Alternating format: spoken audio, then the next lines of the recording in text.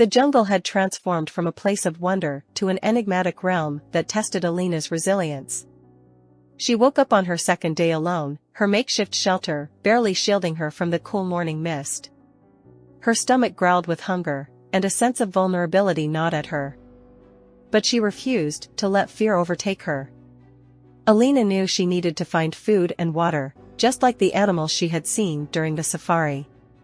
Gently, she pried herself from her makeshift bed of leaves and ventured deeper into the jungle, mindful to mark her trail by snapping branches and making notches on the trees. The jungle was a cacophony of sounds, from the chattering of birds to the distant calls of monkeys. Alina felt as if the entire jungle was watching her every move. She spotted a small stream trickling through the underbrush, and the sight of water filled her with relief. Cupping her hands, she took her first tentative sips, savoring the cool refreshment. Next, the issue of food weighed heavily on her mind. She remembered her father teaching her some basic survival skills, including recognizing edible plants. Alina examined the foliage carefully, picking only what seemed safe. Her stomach grumbled in protest as she chewed on leaves and berries, but they offered sustenance. The day passed slowly as Alina wandered through the jungle, seeking clues that might lead her back to the safari group.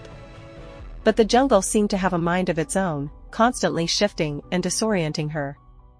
As night approached, she returned to her shelter, fortified with more leaves and an empty stomach. The second night alone in the jungle was even more challenging than the first. Strange, haunting calls echoed through the darkness, making her heart race. She clung to the memories of her family and their loving embrace, using them as a shield against the enveloping fear. In the early hours of the morning, Alina was awakened by a soft rustling near her shelter. Trembling with trepidation, she peered out to find a group of monkeys curiously inspecting her. Their wide eyes seemed to hold a mixture of curiosity and sympathy. Alina watched in awe as the monkeys communicated with each other, their calls and gestures forming a language she couldn't quite understand.